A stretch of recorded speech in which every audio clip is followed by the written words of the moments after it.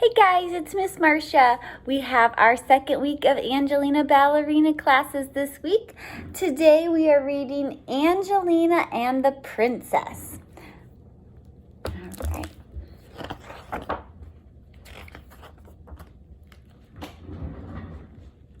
Angelina was much too excited to sleep. The students at Miss Lily's ballet school had been asked to dance for Her Royal Highness, the Princess of Mouseland. Mr. Lightfoot, director of the famous Royal Ballet Company, was coming tomorrow to help Miss Lily choose the best ballerinas for the special performance. Angelina wanted a leading part so much that she worked on her pliés and pirouettes far into the night when she should have been sound asleep.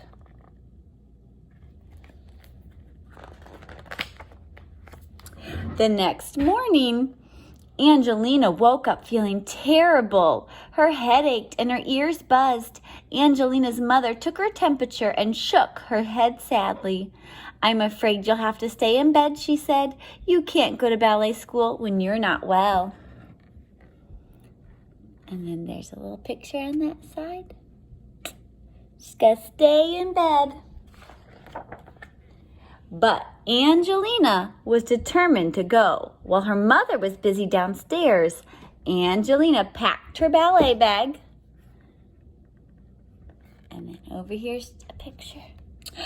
And tiptoed out of the house. Oh no, look at her go. Angelina arrived at Miss Lily's ballet school just in time to join her friends, Flora and Felicity, and all the other ballerinas who are waiting to go on stage. Flora did a nimble leap and a delicate spin. And then it was Angelina's turn to dance. Her heart started beating like a drum, and she couldn't remember what she was supposed to be doing.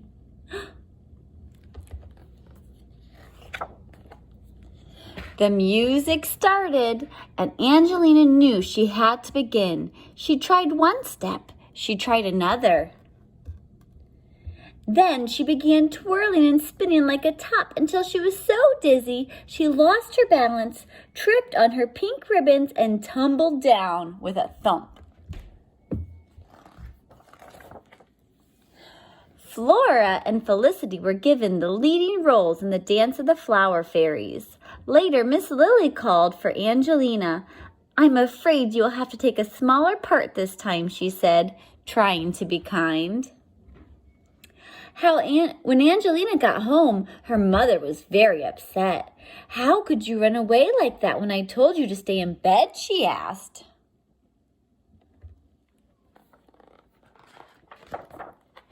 Angelina burst into tears.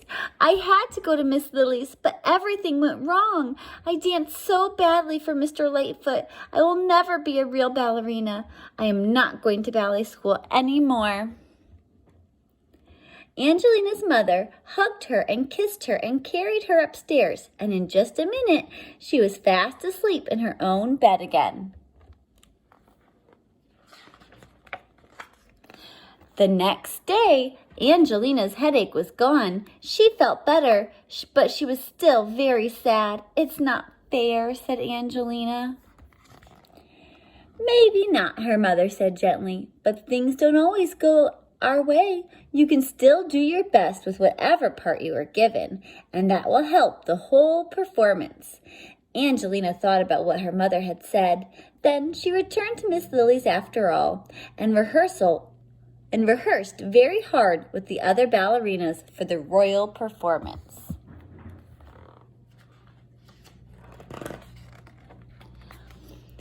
After she had learned her own part, she memorized the Dance of the Flower Fairies while watching Flora and Felicity. On the day of the royal performance, just as the show was about to begin, Flora tripped and sprained her ankle.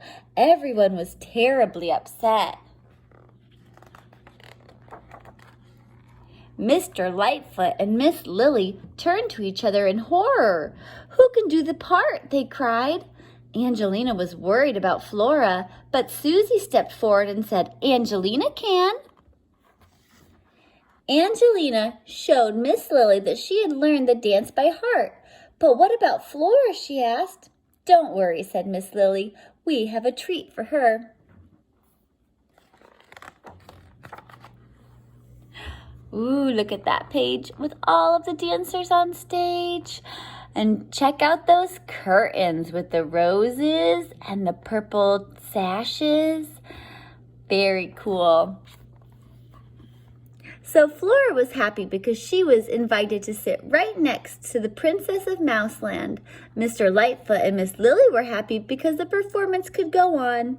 Angelina was very happy because she did the dance of the flower fairies without forgetting a single step. The Princess of Mouseland was happy because she loved ballet.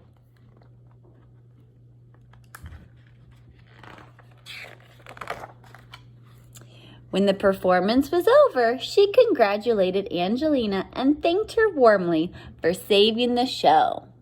The end.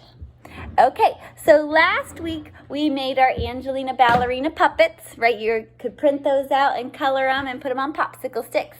This week we are starting on our puppet theater, okay? So there are lots of different ways we can make a puppet theater.